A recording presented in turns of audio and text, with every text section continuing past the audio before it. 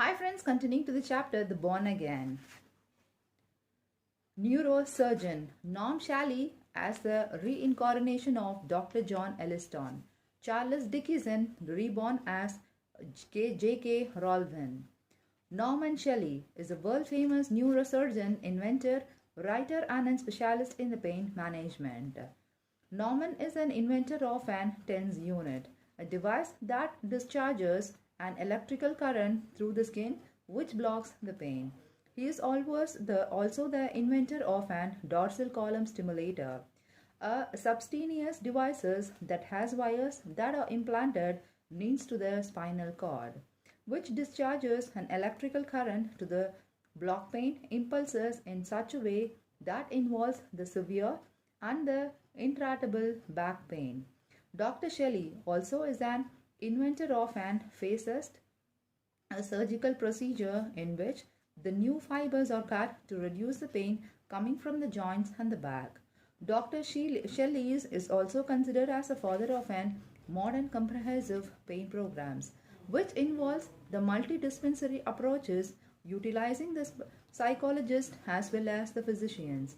For all these reasons, Norman Shelley is known as in the medical community around the world. Norman Shelley has learned about a pastime life of his in which he was John Elliston, a 19th century physician in the British who was also a medical innovator and a pain specialist. In his own words, Dr. Shelley explains how he came to learn about his past incarnation. In the text provided below, snow masses refers to a sky report in Colorado. In January 1972, I was sitting in a lecture at the Neuroelectrical Society in Snowmass at an Aspen waiting for Dr. William Conger to finish his lectures. It was a bit annoyed because he was trying to convince us that an acupuncture was hypothesis and he had suddenly said, in the last century, a British physician demonstrated that you could operate on the patients who were mesmerized. His name was John Elliston. When he said that, I felt as if someone had thrust an iceberg down my back, and I said to myself, my God, that's me. I wasn't neutral about the reincarnation at that time. I asked my medical librarian if she could got any information on the John Elliston, and she said could not. So in the June of that year, I went to London. I got in a cab and asked the cab driver to make me to the Royal College of Surgeons, assuming that the John Elliston must have been a surgeon. As we turned down the one corner to the right, I was sitting in the back of a cab and suddenly was picked up by the physically and turned into the opposite direction, again feeling as if they were an iceberg down back. A block down to the left instead of the right was an University College Hospital of London, where my office had been as John Elliston. I walked in the building and felt at home. It turns out that the John Elliston was the first professor of medical at the University College Hospitals. He made his reputations in 1830s, giving the public lectures on the various aspects of the medicines. James Wackley, the editor and the linguistic at that time, often published his lectures. During his career as an internist, John introduced the stethoscope and the uses of narcotics both from the frame where he had studied. He also introduced the mesmerisms and began to put on the public display of the mesmerism in the Alphi Theatre. He was the blossom of a body of Charles Dickinson and Williams Chakri.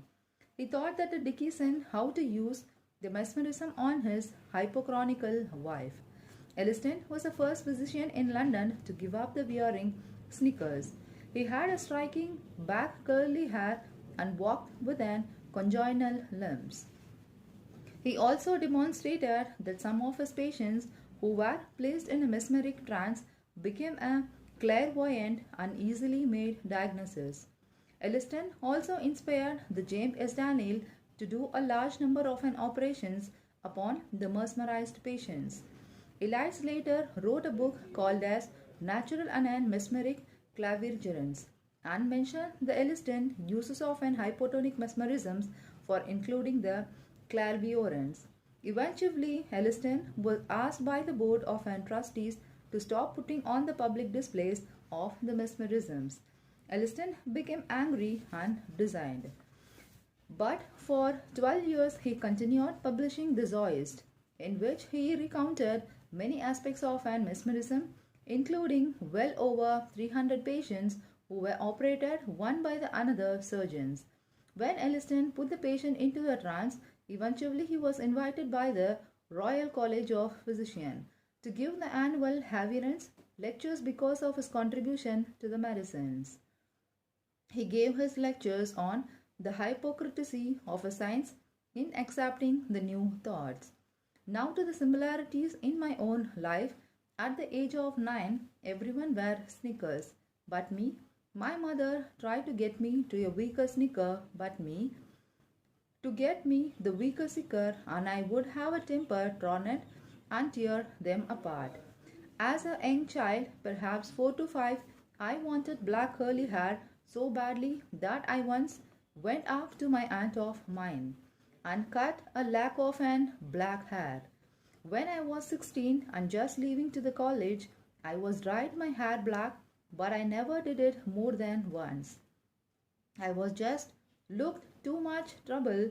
John was also a Latin scholar and I won the Latin medal 2 years in the high school. When I was 9 years old, I had a small stress factors of a right tribal plague. I became infected with an abscess. This was before the antibiotics, and I was told that I would always walk with a limp. Although from the ages 4, I said I was going to be an physician. By the age 16, I always thought that I am going to be an neurosurgeon. Between my juniors and the seniors years in the middle school, I took a 3-month trip to visit various and sundry surgical internship possibilities. I went back to the Duke and decided to take an internship in an internal medicine instead of surgery. Even though I still pursued neurosurgery after the internship, Charles Dickens was one of my favorite authors. As a child, in 1974, I visited Olga Worrell, the greatest healer. In a hypothetical trance, I saw her walk across her living room, pick up a book on a table, and put it back down. I later called Olga and asked her what was a book lying in her table in her living room. She said it was an Pandemus by the William Thackeray. The Thackeray decided his novel as an Pandemus, 1850, to Dr. Ellington's and modeled his characters Dr. Goodenough in the novel after the Elixir. I have spent much time of a life getting the people of neurotitis rather than putting them on them. 6 months before I heard Elliston's name, I published anonymously a novel based on an psychopsy of a medicine in an accepting new ideas. I used many of examples that the Elliston did his Harvarian lecture. In 1973, again a month before, I heard John Elliston's name. I received a $50,000 grant from a fortune of 500 companies, which had asked to remain anonymous to study the psychic diagnosis. In 1973, I visited 75 individuals who were said to be excellent, clairvoyant, and I did a test of an medical institution or the ability of an really untrained physics or inventives to a medical diagnosis. We found 5 who were between 70 and 75% accurate. When I told the 75 institutes I visited that I had this personal feelings that I had been John Elliston, all 75 concurred. For some 7 years in my life, I published a newsletter, Hollows Practice Reports, on an alternative approaches to the medicine. In summary, I had never had any doubt that I wasn't John Elliston in my last lifeline. John Elliston was born on 24th October 1791. At the age 19, he was graduated from the medical school. Interestingly, I entered the medical college at age of 19. He died July 29, 1868. Incidentally, John founded that the Phrenology Society in the London, and it is interesting that I went into neurosurgery, which certainly had a lot to do with the skull. Let us briefly review the key features of an Elliston Shelley case. When Dr. Shelley first heard the John Elliston's name, he knew vice versa that he was the Elliston in the past lifetime. This occurred even though Dr. Shelley was neutral about the reincarnation at the point in a time. Dr. Shelley had their inner knowings, which was accompanied by a dramatic sensation of an iceberg going down his back. Before studying the Elliston's life and without seeing an image of an Elliston, when Dr. Shelley went to London to research the Elliston, he intensively found Elliston's office. This event also was accomplished by the iceberg sensation. Dr. Shelley then learned that he and Elliston had a much income in common. Both shared the trait of an being medical invaders. In that Elliston introduced the uses of an stethoscope in England, and Norman Shelley has invented the TENS unit and the dorsal column stimulators. Both have demonstrated an interest in the management of the pain. Elliston introduced the uses of an neuroscities in England, while Dr. Shelley has become a world expert on a pain management. In his contemporary career, Dr. Shelley has labored to find a way to manage the pain so that the people can get off the nervosities. Elliston was an internist who later founded the Cynology, which involved the study of a skull. Dr. Shelley first chose to go into an internal medicine, then switched the field and became a neurosurgeon. Elliston was interested in the mesmerism of an hypothesis, an interest shared by Dr. Shelley. Elliston was interested in the observation that the hypothesis could stimulate the caviar nerves. Dr. Shelley has worked with the Caravanians and the medical intuitives, includes the Caroline Mills. Both have been ridiculed by the conservative elements in the medical community for their innovative approaches. Elliston gave his distorters a piece of his mind when, in the Harvarian lectures, he delivered a speech on an hypocrisy of a science in accepting the new ideas. Dr. Shelley published a novel with identical messages and utilized the same example that the Elliston used in the Harvarian lecture. Elliston has striken the black hair with the Dr. Shelley's in his youth tried to recreate.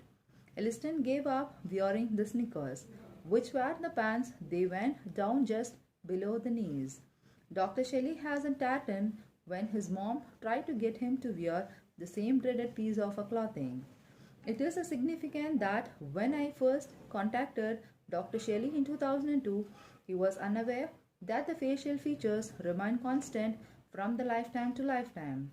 When I asked him whether he looked like an John Elliston, Norm responded, "I don't know." Norm agreed to send an images of an Elliston and himself as a medical student, which he thought might bear some reasonables. The images which were presented at the end of this chapters clearly demonstrate matching and facial architectures. Much as in the case of an Robert Snow, the fact that the Norman Shelley derived his own past life causing and compelling the manner, believed without doubt that he is an reincarnation of an Elliston and did not even focus on an common appearances, reinforces that the constitutive of an facial features from one incarnation to the another is indeed a valid phenomenon. Two interesting additional past life matches have evolved from the Norman Shelley cases. One involves Anton Mesmer, who significantly influenced John Elliston. Mesmer was an Australian physician who lived from 1734 to 1815. He developed a form of an hypothesis which came to known as an mesmerism. Mesmer found that the certain patients received a beneficial effect from the meditative trance state. Other physicians in the medical community, such as John Elliston, Norman Shelley, supported the Mesmer's work. In 1785, the French government created a community which includes the Benjamin Franklin to investigate the Mesmer's work. The community reports was unfavorable to the Mesmer, and as a result, he was neglected as an charlatan. Posterity, though he was an vindicated Mesmer, as hypothesis as its sister medication, were later found to be helpful for a number of medical conditions. In contemporary times, Anton Mesmer has been identified as an John Kabat-Zinn, PhD, who was brought mindful sense of meditation to the medical community in the United States. Mindfulness medications is used to alleviate the condition aggravated by the stress, and it can be seen as a contemporary version of an mesmerism. A wonderful aspect of the story is that in today's world, Anton Mesmer has been acclaimed from his work rather than being ridiculed. The match between the Mesmer and Kabat-Zinn, by the way, has been confirmed by the Orton Reed, the spirit guide challenged through the Raven Riser, who has demonstrated an ability to make an accurate past life matches. Mindfulness meditation is taught in many medical institutions. In this lifetime, Dr. Kabat-Zinn has been a member of an medical academy, as he is retired a professor of medicine at the University of Massachusetts Medical College. I love this story as it's demonstrated that individuals who are commented by those with an closed mind in one lifetime to receive their just rewards in the end. The other past life cases that emerged in the relationship to the Norman Shelley involves the Charles Dickinson, who was noted to be a good friend of John Elliston. In a session with Kevin Risen, I asked Orton Reed where Dickinson was incarnate today, and I was told that he is. I was surprised to learn who Dickinson is in the contemporary times, though on the further reflection it made the perfect sense. Charles Dickinson has reincarnated as J.K. Rowling, the author of an Harry Potter series. Orton Reed pointed out that in his lifetime, as in the last, Dickinson Rowling is bringing a magic into the children's life through her written works. The physical resemblance between the Dickinson and Rowling is impressive. To summarize the cases of John Elliston's, Norman Shelley is an independent researched cases which demonstrate that the facial features, talents, and the personality triad remains constant from the lifetime to the lifetime. In the case of an Mesmer, Kabat-Zinn and Dickinson Rowling has been derived through the Orton Reed, a spirit guide channel through the Risen. Orton Reed's ability to make accurate past life matches is discussed in the detail in the session 2 of this book.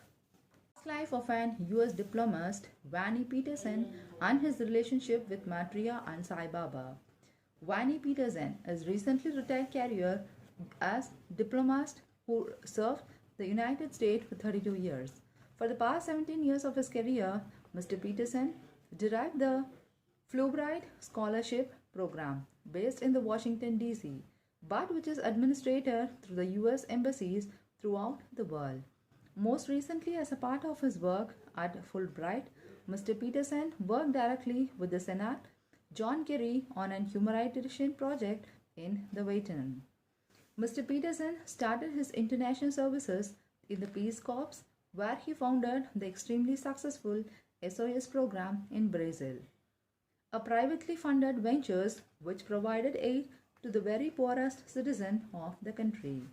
Melvin Lizard, who later became the Secretary of Defense under the Richard N. Nixon, was a direct supporter of Mr. Peterson's project.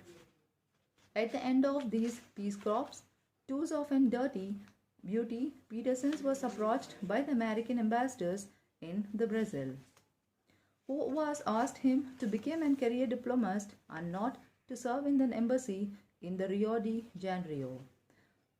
Mr. Peterson passed the qualifying examination and was accepted into the U.S. Foreign Services before his Peace Corporation term was over.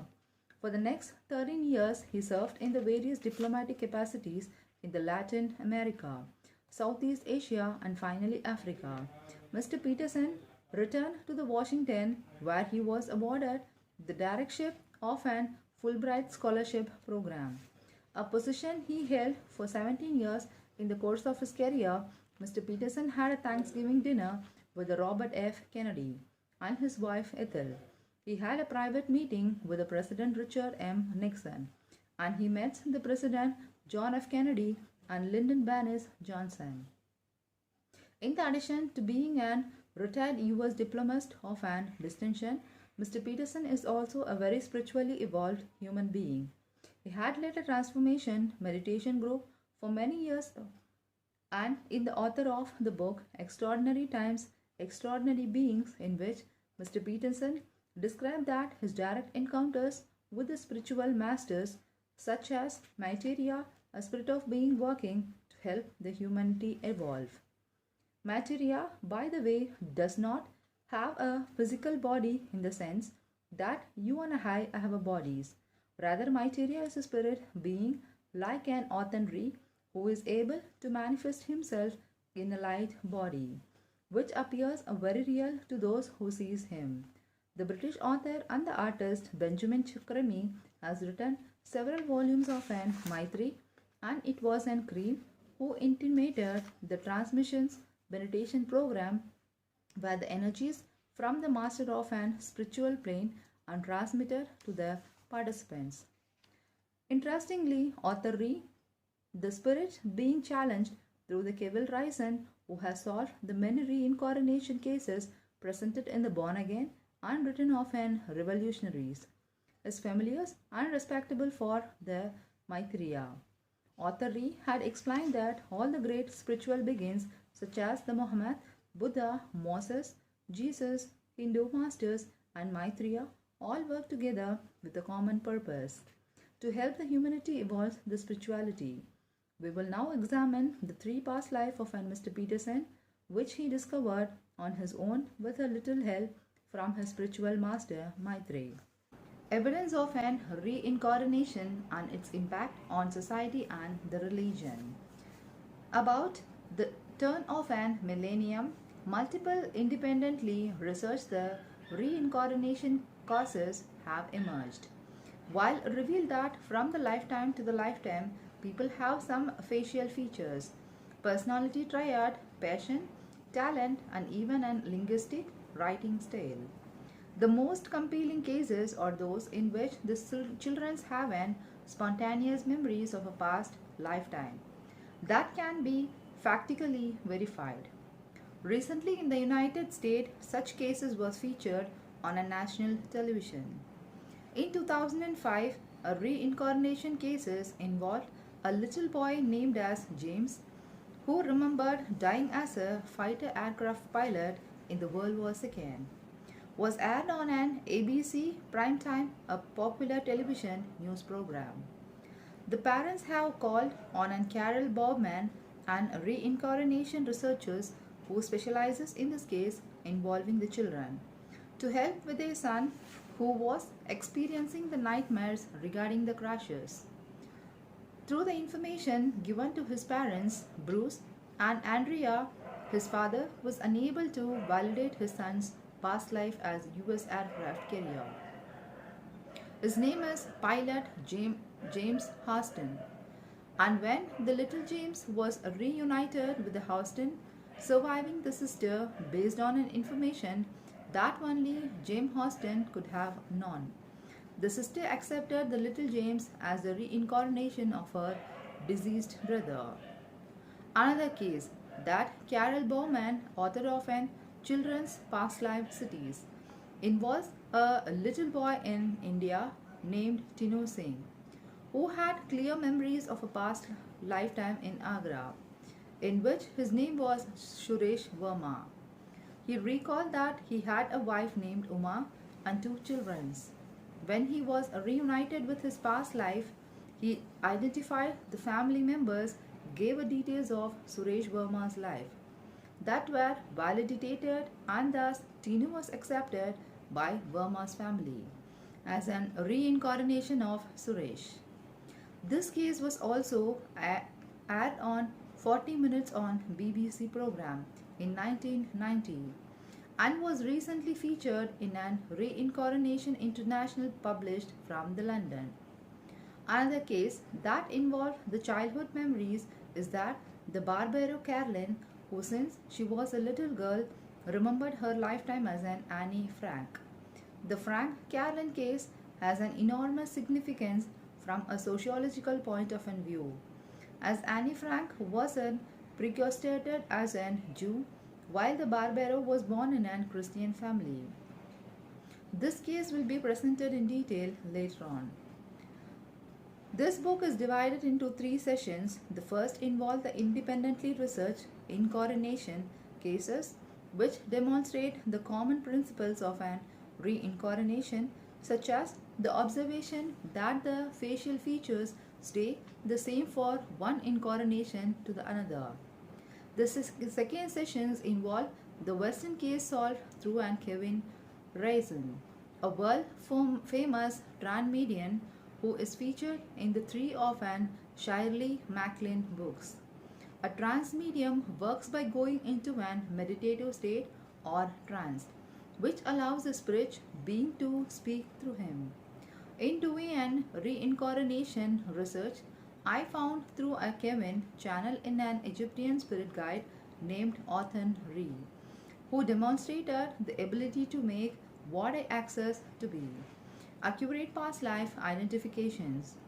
That is a rare ability, and when I found that Othan Re could be used as an resource in this captivity, I began working with Kevin on a regular basis. At the time of an publications of an Brown Again, I have worked with Kevin for over 5 years and have over 70 sessions with him. Having just such extensive experiences with the Kevin Spirit Guide, I have learned to have in confidence in Othan Re's abilities in establishing the accurate matches in reincarnation cases. As such, I have used an Othan Re as an gold standard to determine whether the past life matches are accurate. All reincarnation cases found in a Brown Again and my earlier works written of an revolvinatories were confirmed to be accurate and valid by Othan Re. The third sessions involved Indian reincarnation cases primarily derived through my works with Kevin Raisin. Though as well as shall we see a soul can incarnate in India in one lifetime and the United States or the Pakistan in the another. The last chapters features the Indian spiritual teacher Shiva Baba, who support my reincarnation research and who independently has known of and several of his own past life. Objective evidence of an reincarnation based on an spontaneous memories of a past lives both in the childhood and the adulthood will inevitably grow. With the advent of the internet, communication regarding these cases on the worldwide basis will result in a large database of an reincarnation cases. Indeed, I have found the Institute for the Integration of a Science Institution and the Spirit, that is IISI, along with the Kevin Raisin and the others, that it is dedicated to the scientific research of an reincarnation, human or soul evolution, and related matters. At this point, I would like to review some of the social changes that the objective evidence of an reincarnation will bring. One of the most beneficial and needed effect that an in understanding of an reincarnation will include is a mitigating of an violence between the people belonging to different races, religion, and ethnic backgrounds. This change is virtually needed given events such as the distractions of the World Trade Center and the daily rations of and violence and killing that we observe between the people of an construction cultures. The evidence presented in this book shows that the people changes the religion, ethic, and racial affiliations. from the lifetime to the lifetime. Once people realizes that the religious application constitutions a temporary belief system that one can be Christian in one lifetime and a Jew, Muslim, Hindu or Buddhism in the another, then the conflict based on these affectionation will be seen as an self-defeating. Instead, we all must stop thinking about ourselves exclusive as in Christian, Jewish, Muslims or Hindus. For in a span of an lifetimes, we became all of these and more. The nice thing about this understanding is that no religion is neglected and none is deemed wrong. Rather, we come to understand that from the lifetime to the lifetime, we have the opportunity to enjoy and learn from various religions and doctrines. The key is not to get too attached to one particular belief system, for in the end, this is the only leads to division and conflicts. I believe that the knowledge of a mechanism of an reincarnation will help humanity evolve from an tribal mentality in which we identify with one particular religion, ethics, racials, or an nationalistical group to the stage of an universal human. As a universal human, one understands and respects many culture, but does not align oneself with any one demonstration. In the United States, writers such as Gary Zuok and Barbara Max Hubbard are forwarding the concept of an universal human. The information given in this book will provide a greater foundation for all their studies and ideas. As we move from a tribal human to the universal human, racism and religious prejudice will come to an end. Nationalism and the ethnic pride will also be put in an preservatives as we realize that we can be born in a different countries and to the parent of various ethnic backgrounds from one lifetime to the another.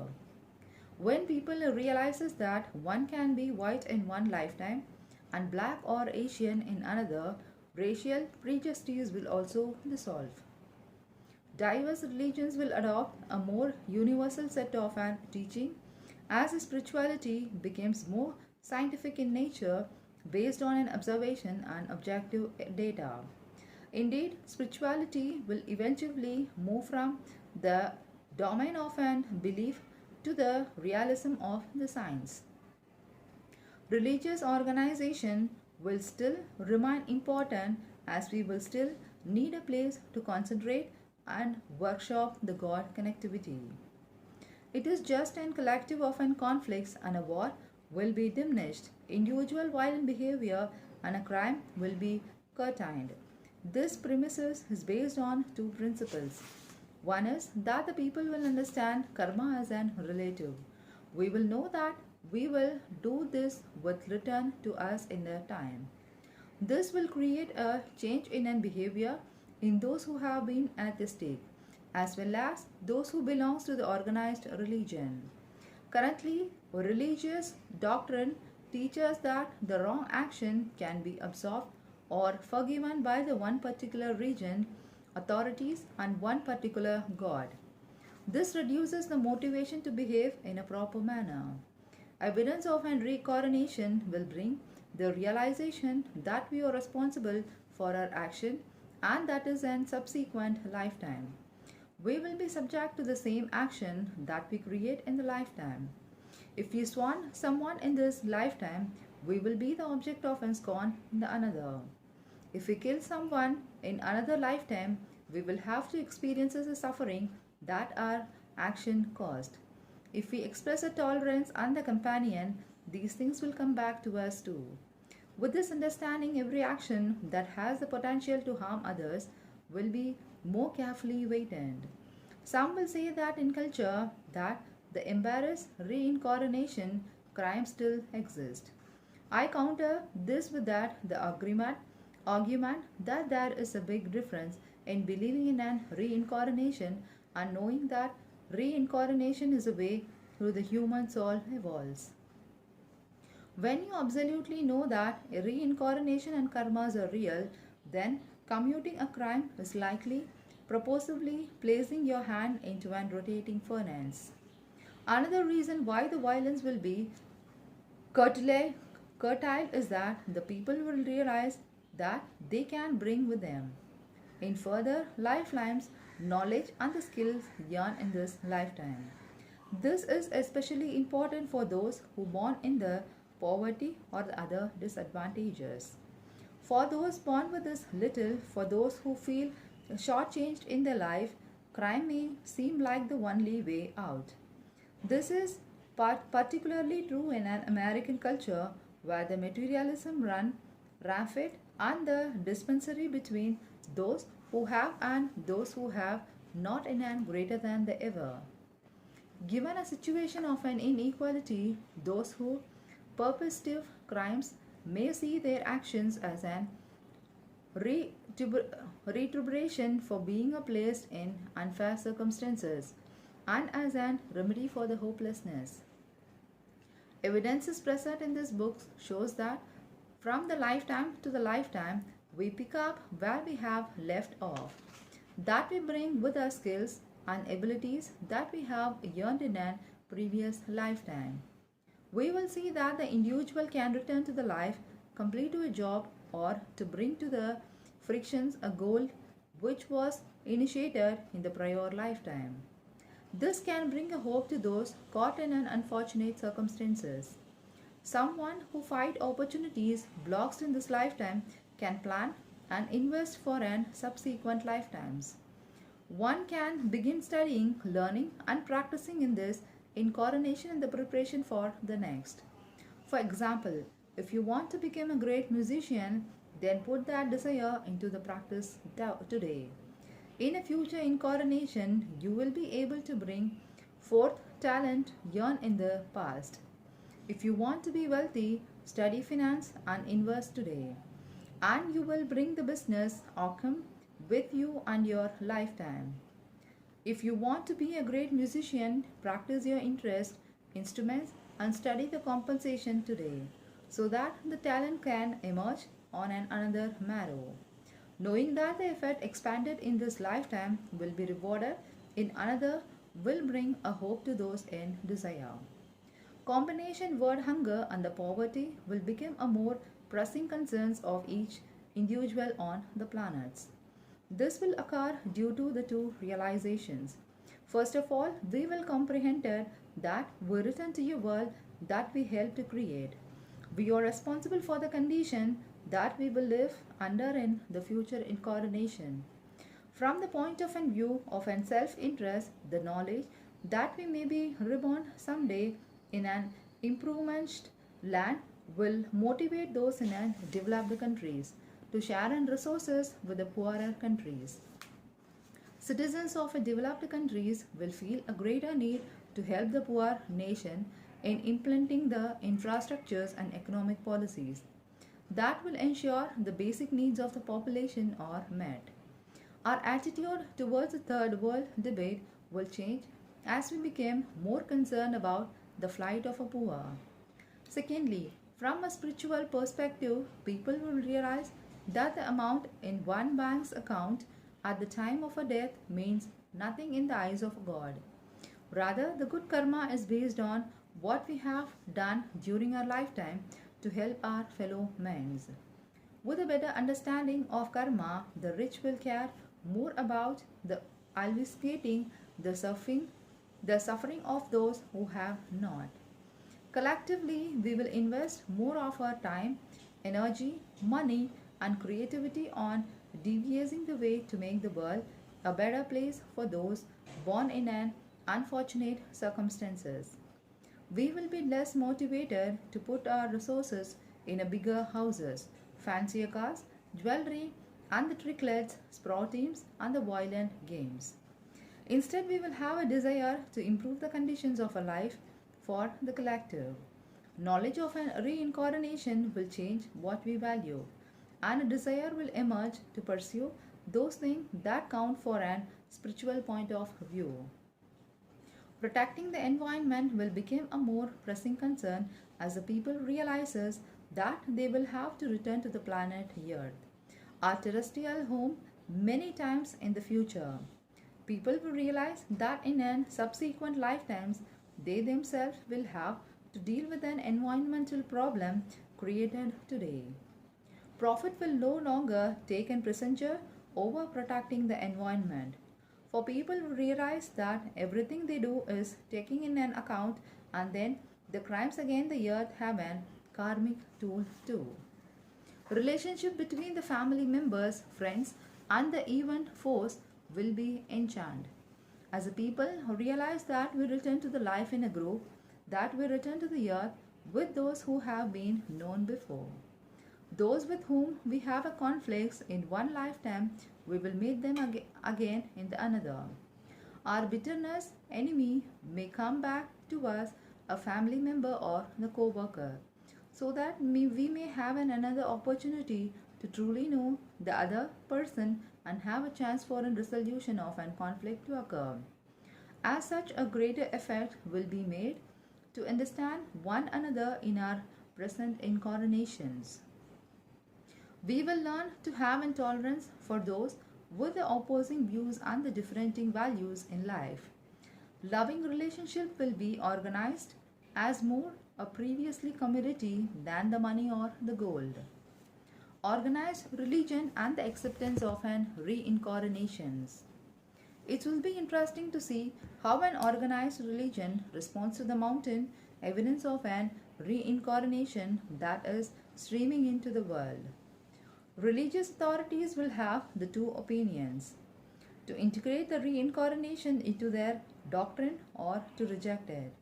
If the religious authorities reject the evidence of an reincarnation, they will maintain the status quo and guarantee their short-term security, but they will also propagate the continuous religion conflicts which could not eventually grow into a nuclear disaster. If the religious authorities embarrass the information regarding the reincarnation, they will help create a more peaceful world. Their religions will endure as a wonderful and a beautiful teaching of their prohibits will not be diminished. Further, people will always need a religion as the people need to be consecrate and worship the God collectively. Fortunately, there are the reference in the doctrines of many of our major relations that seems to support the existence of an reincarnation, which may make it easier to integrate the reincarnation into a traditional belief system. Though I am not a religion scholar or authority in this manner, let me share with you passages from the religious text that seems to be allude to reincarnation. I focus on Christianity, Judaism, and Islam, as in reincarnation has traditionally not been empathized in these religions. Reincarnation and Christianity. Leader of a Christian, Jewish, and Islamic faith may have an easier time accepting the evidence of an reincarnation if they say that reincarnize that teaching on an reincarnation were the one part of a doctrine of their prohibit. As such, the information presented in this book is not so new. After all, rather teaching regarding the reincarnation in major religions have been ignored at this time, purposely hidden. Let us take in Christianity as an example. In the New Testament, Jews were dissipated as an expecting the reincarnation of their great prophet. In this prophet, we already thought that to have a reincarnation in time past. For example, the Jewish and called the Sumerians believed the Adam reincarnation as Noah, then as Abraham, then Moses. Reincarnation of an old prophet was also on the mind of Jews at the time of Jesus. In fact, the followers of Jesus thought that he was reincarnated the prophet. Let us reflect on the following passages from the Gospel of Matthew. When Jesus came into a coast of an Syria Philippi, he asked the disciples, saying, "Whom do you men say I? The Son of a Man I am." And they said, "Some says that thou art the John the Baptist, some Elias, and others, Jeremiah, or the one of an prophet." Matthew 16:13-4. Herod, who was in command of an Jerusalem under the Romans also speculated on who Jesus was maybe previously been. Herod also thought that Jesus might have been one of the old prohibit or even John the Baptist who he had recently had beheaded. When Jesus announced that he was a Jewish Messiah, his followers became confused, as the scripture stated that the prophet Elias or Elijah in the Greek would return and precede the coming of an Messiah. The disciple put their apparent dispensary of the Jesus. The discipline pointed out, when why then say that the scribes that the Elias must come first? And Jesus answered and said unto them, Elias trust shall first one, and restore all the things. But I say unto you, that Elias is come already, and they knew him out. All souls are subjected to the trials of an transmigration reincarnation, and the men do not know the designs of the Most High with regards to them. They know how they are being at all the time judged, both before coming into this world and they believe it. They do not know how many transmigrations and the mysterious trial they must undergo. Souls must re enter the absolute substances when they have emerged. But to accomplish this end, they must develop all the perfection, the gem of which is planted in them. And if they have not fulfilled this condition during the one life, they must commence another, a third, and so forth until they have acquired the condition which fits them for a reunion with God. Another prominent Jewish theologian who believed in the reincarnation was Rabbi Menashe ben Israel, 1604 to 1657. It was this rabbi who convinced the Oliver Cromwell to remove the crown prohibition of a Jew from residing in England, a policy that had existed for 150 years since the time of Edwards.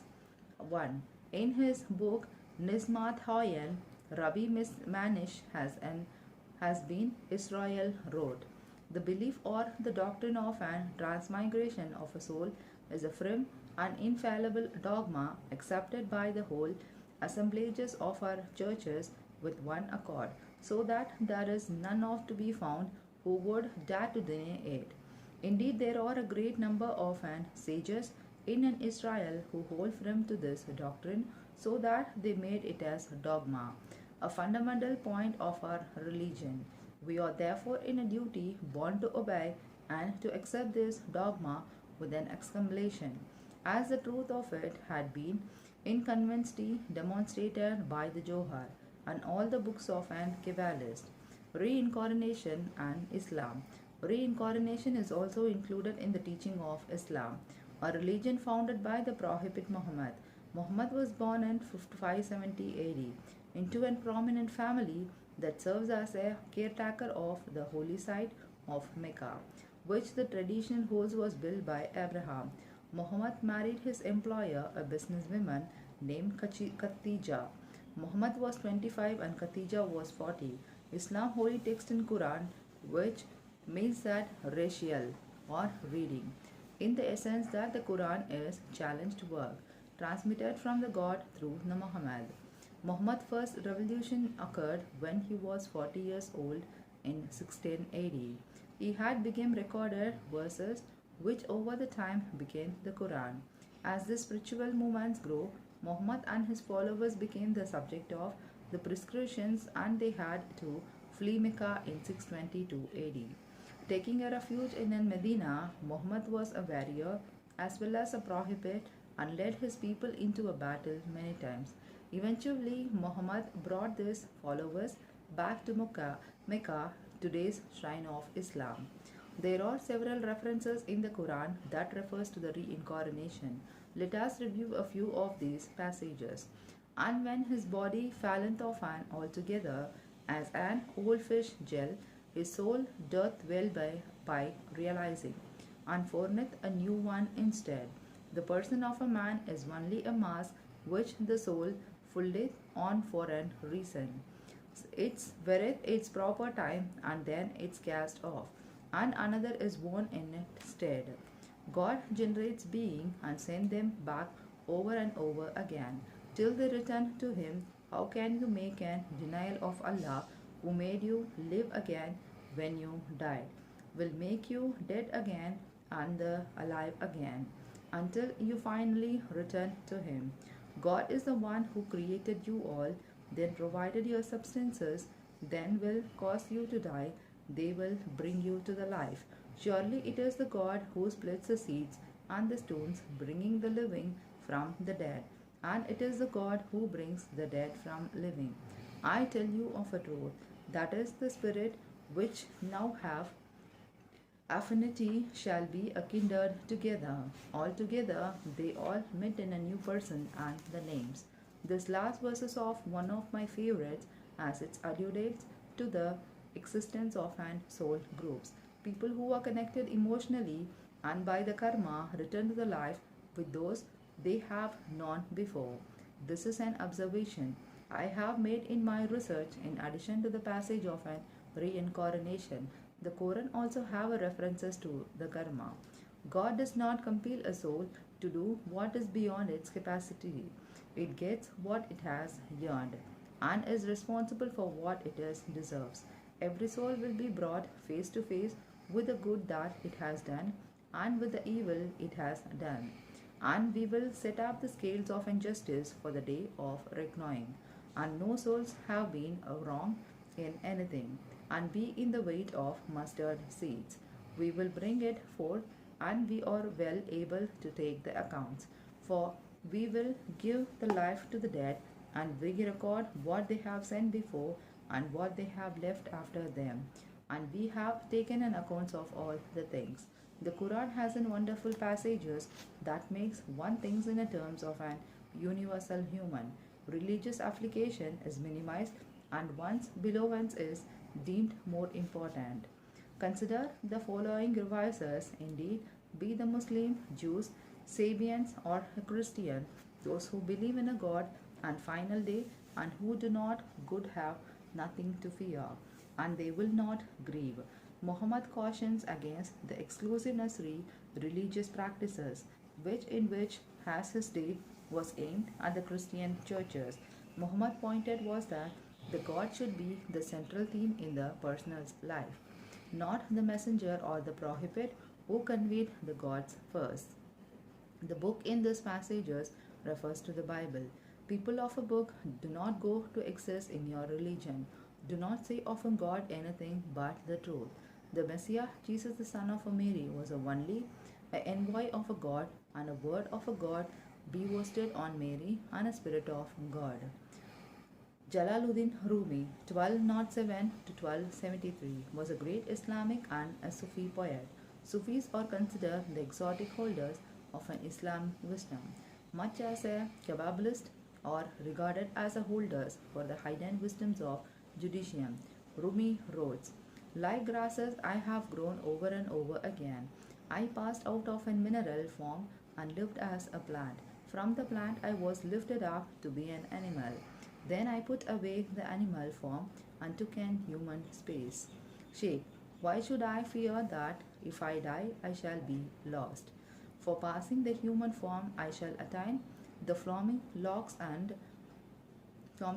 shiny wings of the angel, and then I shall become what no mind has ever convinced. Oh, let me cease to exist, for non existence only means that I shall return to Him. It is interesting to note that a Christian church father mused similarly about the pathway of an human evolution, as did Rumi. This view suggests that the plant and the animal kingdom can serve as an stepping stone for a soul advancement to the stage of an human development.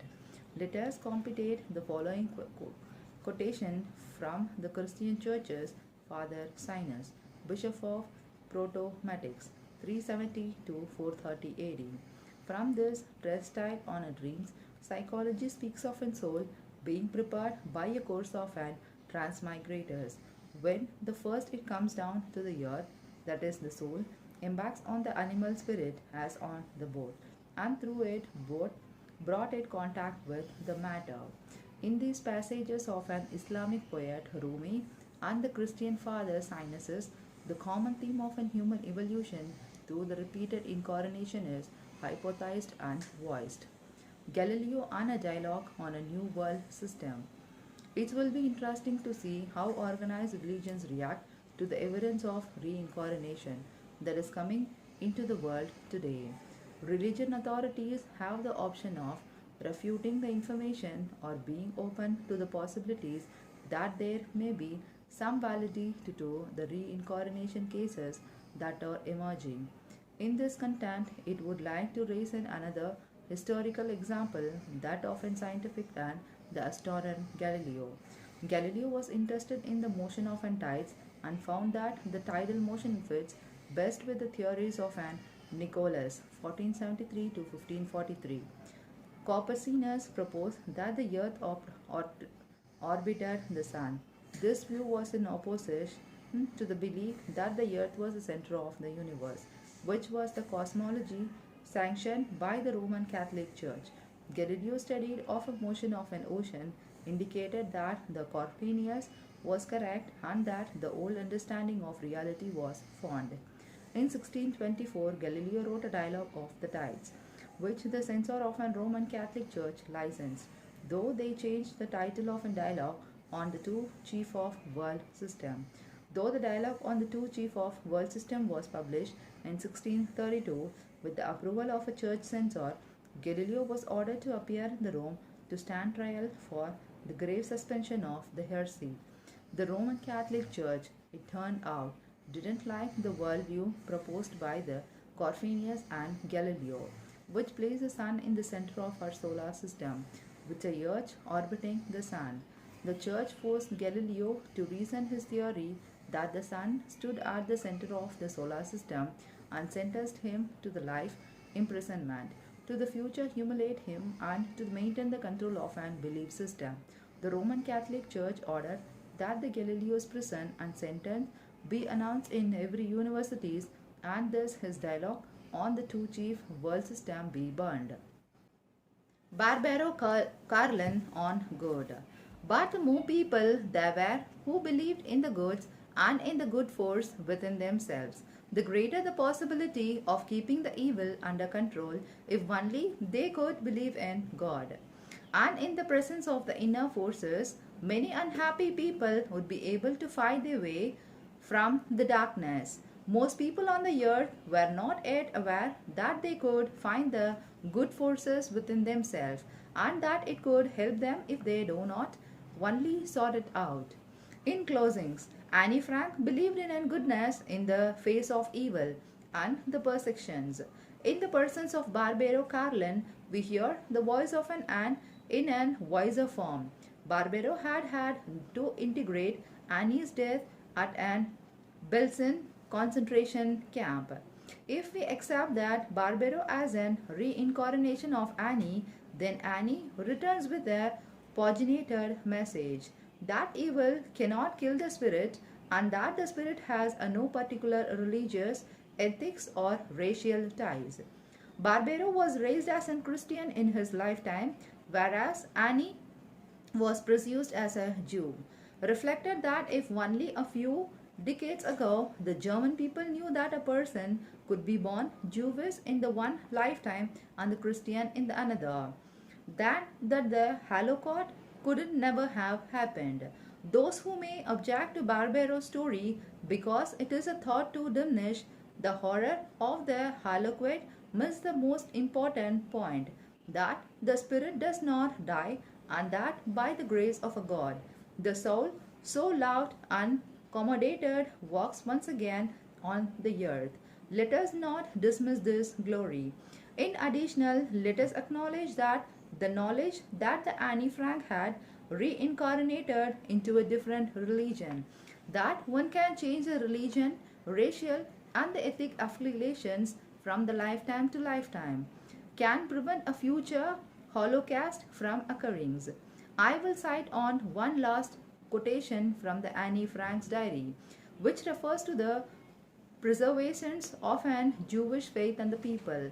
It is also having poetic ring of an truth regarding the reincarnation, perhaps not intended by the Annie, yet beautiful all the same. Who has inflicted this upon us? Who had made us Jewish different from all other people? Who had also followed us to suffer so terribly up till now? It is God who had made us who we are, but it will be good too, who will raise up again.